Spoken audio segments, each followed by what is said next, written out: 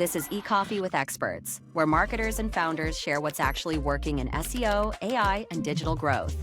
Grab your coffee and fuel your mind as we chat with top minds about their wins, struggles, and lessons you won't find in a blog post. Brought to you by Digital Web Solutions, we bring real talk to help you grow your business, one episode at a time. Let's get started.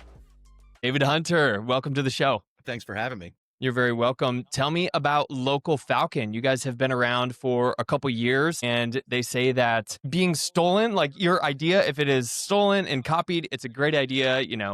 Tell me about Local Falcon. Sure. I have been running an agency for the last 16 years now. It's called Epic Web Studios. We're in the Great Lakes and pretty traditional sort of digital marketing. We do website development, SEO, and digital, and we've got lots of clients, lots of local clients, multi-location all over the country, really. And we would have this consistent issue where we would build out this new website. We would do all the SEO on it. It was going really well. And then the client, then we would come back in a couple months and say like, all right, well, let's dial it in on whatever the practice, whether it's link building or content or whatever. And we would hear this feedback from them. They would say, well, I'm already ranked number one. So like, why do we even need to bother with that? Well, I'm like, what do you mean? So I, using the example of like a business, like a business lawyer, right?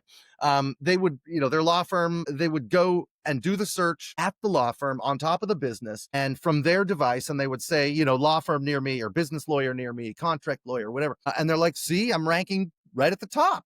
And I'm like, well, let's go, baby. Yeah, right. Number one. That yes, you are right here on your phone. But if we go 3 blocks away, 3 blocks away from here, you're nowhere you're completely fallen off the map. And, it's really hard to like help people understand that.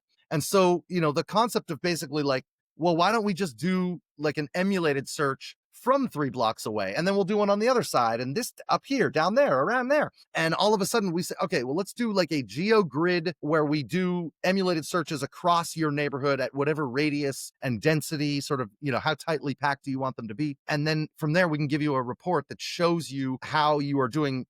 Usually it's like you're performing really well here, and then it starts to fall off further and further. Once this happened, this like GeoGrid concept was born. People really, they loved it. We got this huge amount of signups right away, very steady growth, really cool. And I sort of looked at us as this like analytics tool, and it was always going to, that's like this little side piece, like no big deal. It's kind of neat. But it really got to the point where I think there was basically this day when I wake up and realize like there's like 40,000 users in here. That's a lot. Like that's pretty good. We should probably do something with this.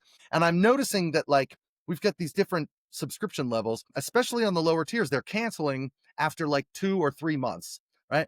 And I'm like, well, why is that happening? And I'm sort of realizing like, well, of course they're going to cancel, right? If you're a barber shop or a restaurant or whatever, they go in and they say, I don't know, hamburgers near me. And, they see how the result looks like and cheeseburgers, they check a bunch of stuff out and, thanks for the good information, Local Falcon. They would come back the next month, do the same searches, and it was like pretty much the same result. And then they would come back a third month and do pretty much the same searches, and it was pretty much the same result again. And it was like, well, why?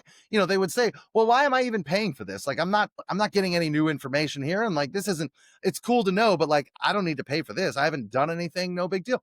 And so, that kind of dawned on me that like, well, of course they're going to cancel, right? Like they're not doing anything and we're not helping them to do anything. And so we then basically, this is all happening while this like AI revolution is taking place. And, it dawns on me that we should really be like, giving you actionable insights on what you can do specifically to make your ranking improve. And it should be, and I say actionable, meaning like it's personalized to you. It's about your location, not just general optimization advice. Like I want to know why this, you are ranked number 4 on this block and what competitors are beating you and why are they beating you. And so because of the AI, we're able to like do really large data set analysis now, and we can give you the answers to that. And so we rolled that out to the system about 1.5 years ago. The churn got cut massively and it became this huge value creator. Like now I'm not just telling you where you rank, I'm telling you how to make improvements on that. And that was a big shift for us. From there, like these AI platforms themselves also have it's also basically answer engine, right? Like the generative engines. And so, there's a whole new need to see how I'm performing on those as well. Yeah. And we wondered, like, well, does the local component even factor here, right?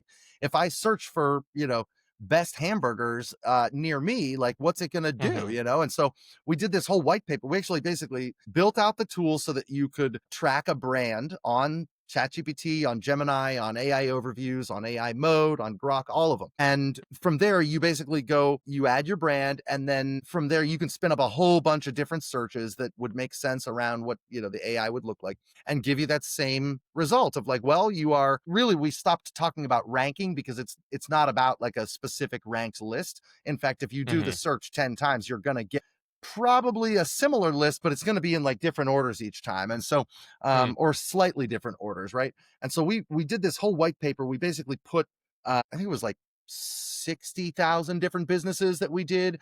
I Well. remember it was 400,000 data points that we checked on this. And we found that like the proximity is far less important, just like sort of we thought, but it Hmm. does give you all kinds of really good information. And so we said, okay, well, let's build out a tool to actually do the platform tracking as well. And so now you can basically track your listing on Google, your Google Business Profiles performance there, but also you can see how your brand is performing on GPT, on Gemini, AI mode, AI overviews, all that type of stuff. And it's Mm. really been like this new, all these new platforms is exciting. And to see the growth on that has been phenomenal. I mean, it's like I said, it's not the same sort of ranked list. It's more about, are you listed or not? And then from there, Hmm. there's a lot of similarities with like SEO and AEO, GEO, whatever you want to call it. There's a lot of Hmm. similarities there, but there are marked differences where, the AI is going to give you a list of all the citations it used, for example, to develop that answer. And so we're Hmm. able to like Hmm. pull that list in and tell you how frequently it was pulled in and mentioned, right? And Oh, what brands nice. are listed. And so from there, the actionable takeaway becomes like, oh, well, look, this Reddit post was mentioned like 50 out of 60 times. You should Mm. probably go get on that Reddit post, go get your Yeah. brand Yeah. added there, And so, the insights are definitely different, but the growth has been awesome to see, and we're up now. We've got, Yeah. so today we've got about 125,000 users, Wow. and it's very, very popular. It's been imitated many times because there's nothing patentable about a pins on a map, but Hmm. that's okay. It's flattering to see these very large organizations that are publicly traded and been in the game Yeah. a long time kind of emulating us, and they'll even give us credit for it too, which is fun to see. Like, well, they Really? invented this concept, but here's our version. Nope. It's fine. That's fine. All is No fair. scraps. No, No scraps for the little guy. that's right. Yeah. That's right. No, that's what I was looking for is imitation, highest form of flattery.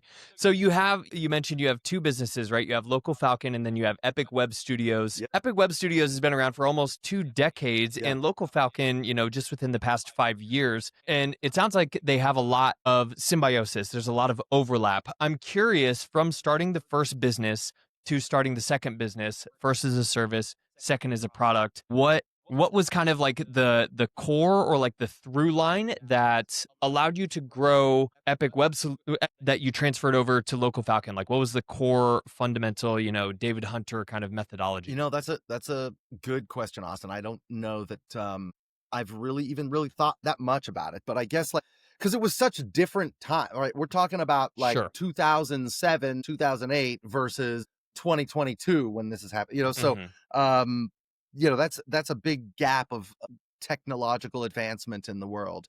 So but the reality is like the core is always, for me at least, baked in honesty and transparency and accuracy. Yeah. So Local Hmm. Falcon's big thing is we're hyper accurate, right? Epic Web Studios, our big thing was like we're not going to BS you about how to get your project done, right? We're going to make sure that Hmm. it's exactly what you need. It's not more, it's not less. It's going to be right around it's going to hit the mark and not basically rake you over the coals for billing Hmm. endlessly. And so, what got us up and out the door, I mean, that messaging, having our own custom content management system made a huge difference because we were really able to kind of differentiate ourselves from the sort of WordPresses of the time by Hmm. having a system that was like built to their spec and truly their property. We would just hand it over and say, here you go. Code base, everything is yours. Mm. And so if you're, I always joke, like, I talk a lot. If you're sick of hearing me talk, you can fire us and take that website wherever you want. And any competent developer will be able to pick up where we left off. But really, it's just Nice. about doing,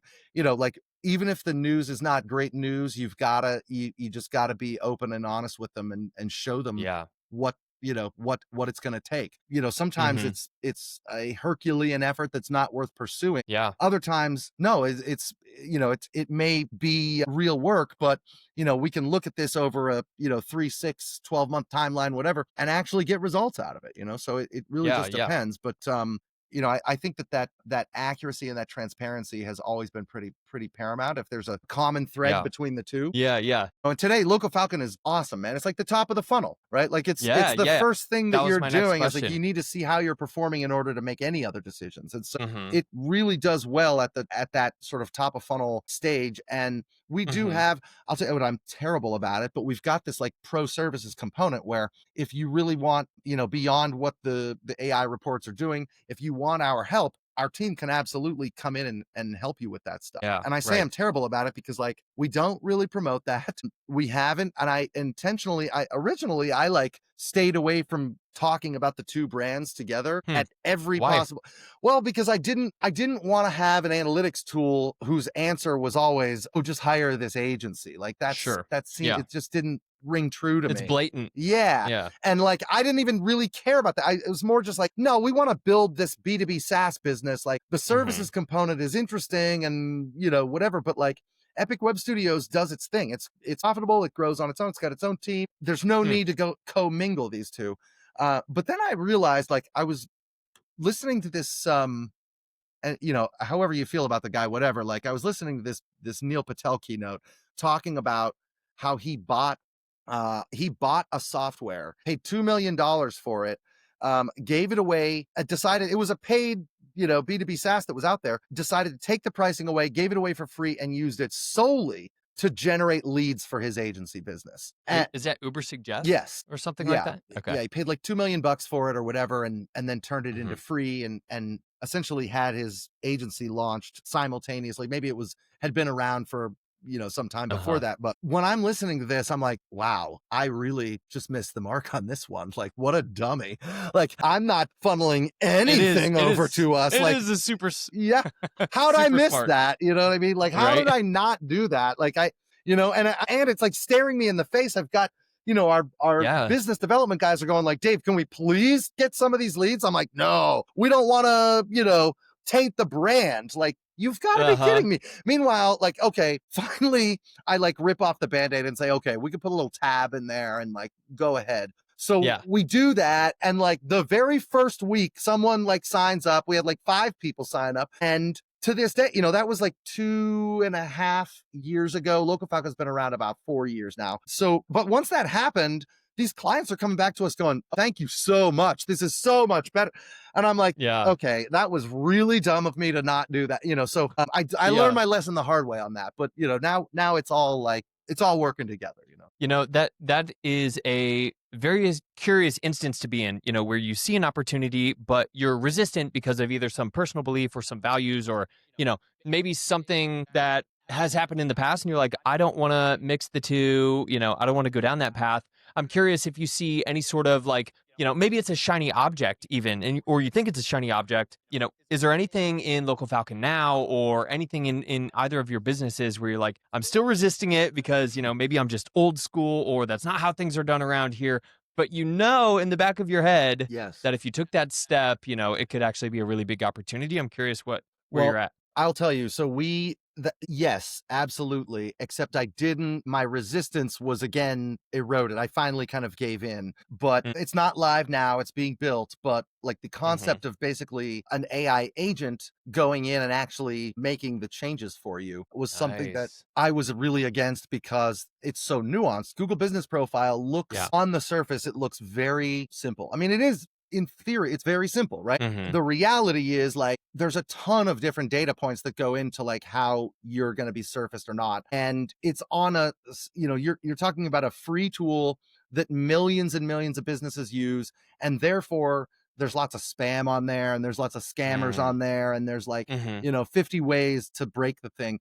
And so, just doing something like, changing the name on the business or moving the address or the phone number, you do that once or twice too quickly or, from the wrong account or whatever. And all of a sudden, boom, you're suspended. And so like, Yeah. I was really, really against the idea of, so, we've got this great tool where you can measure where you're doing, and we've got this awesome AI analysis so you can see how, like what you need to do specifically to make those changes. The next natural step there is going to be like, okay, go in and do it, right? Yeah, Especially right. on Google Business Profile, because it's, it's kind of annoying. Like, I don't want yet another platform that I have to manage and maintain. And so like, I don't feel like doing all that stuff. So having an agent does kind of make sense there, because like it's a frustrating, persnickety little platform to deal with.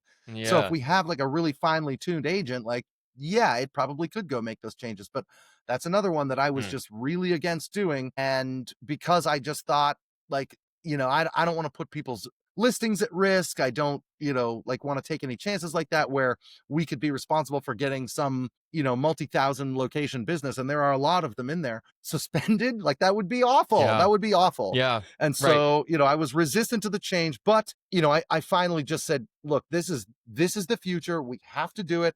I kind of got this new vision for what I think the web is going to become in the next couple of years, which is really like a lot more sort of robots talking to robots, right? And like your site exactly what I thought of. Yeah, like your site now needs to be capable of not only like allowing a bot from GPT or Gemini or whatever to get on there and look around, but the next step is it needs to be able to like interact with it and ask questions and say, like, if you're a hair salon, like, can I schedule this hair salon for, for Jane, at 2:00 on Saturday or whatever, you know what I mean? So it needs to be able to accept that and communicate with basically Jane's robot. Your site's robot needs to talk to Jane's. And like, that's kind of the next frontier of this thing. And so, as I'm sort of realizing this, I'm like, this is foolish to not just allow these changes to happen. So we've been building it out for a couple months now, and it's coming. If I ask some of the teams, like, it's ready to go today. Others are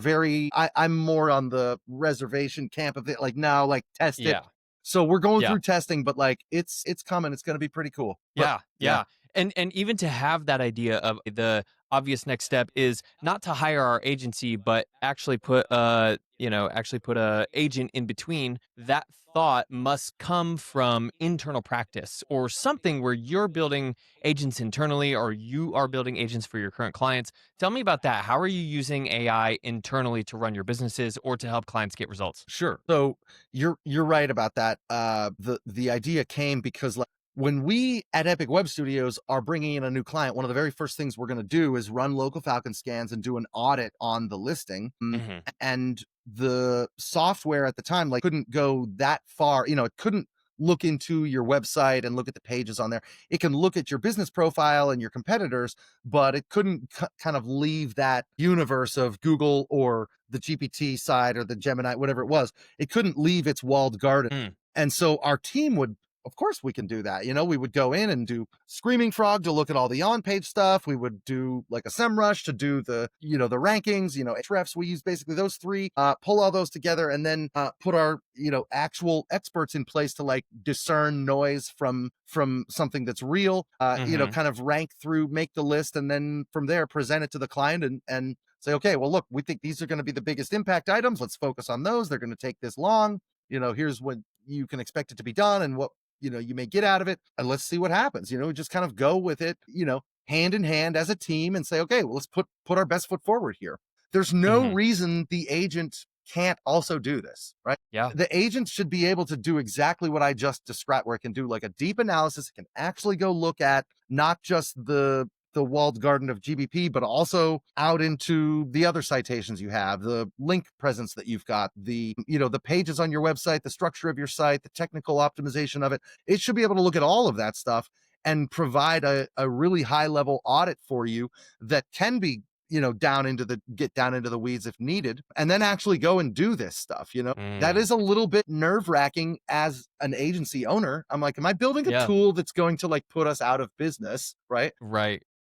But the reality is, no, it's not going to happen, because one, that law firm, they want to be lawyers. The accountant wants to be an accountant, not a web developer, not a marketer, not an SEO expert, or certainly not an AI expert. Even if I've got a tool that can do it for me, I still just kind of want someone to be accountable for that.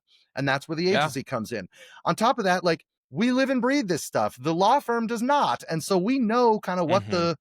the best possible practice is here, what the, not just the latest and greatest, but like, what are the tried and true methods? How do we blend those? How do we really glean the insights from here? You've got to basically like blend the two tools together, like the actual expert team and the AI together. So all Mm-hmm. we're really doing, like, we're building a tool that's going to cut useless busy work hours and allow you to focus on actual strategy, on actual, like, thought that of how to do, of how to grow, of how to build a brand, how to, whatever it is that the client's goals might be. And Mm-hmm. that's kind of how we're taking it, I mean, Yeah. so far. And, in the internally, like, we use this stuff every single day, all the time, as it is, right? We're constantly using AI to improve some of the copy that's written, to improve the analysis that's being done. We've also Mm-hmm. built it into our content management system so that you can, like, theoretically, you could get onto this page. Let's say you're on a page that's not ranking very well. You go into our CMS and the editor's right there. It's got like a really nice system prompt about what the business is, what their goals are, etc., baked into it. And so now there's a little button on every page where it's like, hey, improve this content or just write new content for me. It'll just do it, and it Mm-hmm. does a pretty good job of that stuff. So we've like integrated it into some of our client facing stuff, and we use it internally on a daily basis. And whether that's the graphic designer who is learning how to image prompt, right? Or it's the writers, or it's the programmers or the analysts, everybody's got, a reason to be using it for sure. Man, I love that. It's like, it's the phrase in the tech community, like, eat your dog food, eat the dog Yeah, food, eat your own. Yeah. that's right. So when you're bringing on a new client and you do this audit firsthand, what sort of buy-in do you get during the onboarding process that essentially A, holds them accountable, B, kind of protects your, from them coming back and saying, hey, we're still expecting this, we didn't do this. Like, I guess I'm asking because a lot of our audience is agency owners and they're still growing their business. Onboarding is a main point of friction. Obviously, lead generation and bringing in new sales is a main point of friction. Scaling and everything that entails with the chicken and the egg scenario. I'm specifically asking about onboarding for you because it seems like you've kind of, had a dip in retention, obviously for Local Falcon, and then you fixed it with a strategy. I'm wondering on the agency side if you've experienced something similar. Oh my gosh, we've had so many over the years, so many different attempts at what Yeah. we call discovery, right? And Okay. you know, it's it I love the idea of doing like paid discovery, but that's not realistic in Right. most sort of small business cases, right? So we kind of almost eat the cost of it sometimes, but like it's just part of the deal. Like, we need to know what is going to like move the needle for them. We need to know where you've been, where you are today, and where you want to go in the future. And we really just Hmm. ask that question point blank to them and let them Yeah. verbalize the answer. From there, we provide it again in written form, because we want to know, like, just because you said that doesn't make it necessarily what you actually want, So we Hmm. will take those written notes, we pull them in, and then we ask them to write out the answer that way, which Mm. usually is a similar response, but not always the same. But it's really good Hmm. to have kind of like that written, documented, here's my goals early on, very early on. Hmm.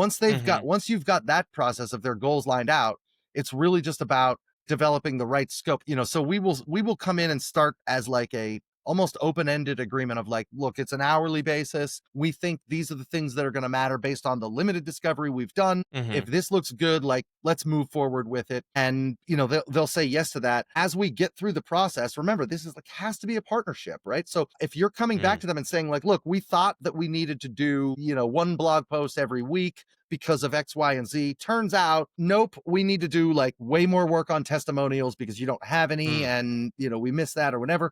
So let's spin this. I've yet to meet a client who's like this rigid, right? Who's like totally unwilling to compromise on that stuff, right?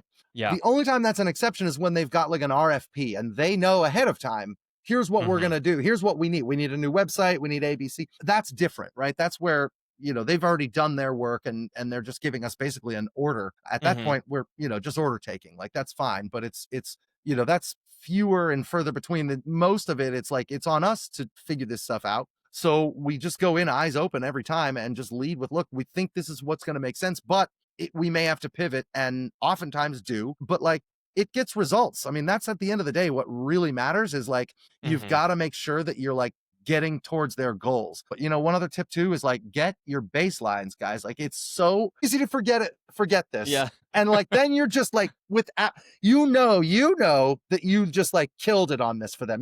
Oh, they're 30% more visible, or this much more traffic, or conversions are up, or whatever it might be, but you didn't get your baselines. So now you can't really even make that claim and get them excited about it. I mean, you can try, but like, man, wouldn't it just be easier if you had an understanding of like what their traffic, conversions, positioning, all that stuff was ahead of time? So easy to forget to do. You've got to make sure it happens. Get your baselines. It's got to be your first step. That's like always overlooked. Yeah. I mean, doesn't that kind of come with the audit? And if you had a agent that can do all of that, I mean, you're kind of like, in SOP, if that's the first step, then I think you're in a really good place. Yes. To do that. Well, a lot of times too, those audits though, like you're working on like public information on what I can find about, right? So, once you've got access, that's different. Yeah. Then you can actually see like, yep, these are your conversions. This is your, whatever, your dwell time, your, all the different metrics that matter, for your brand. Once you're inside,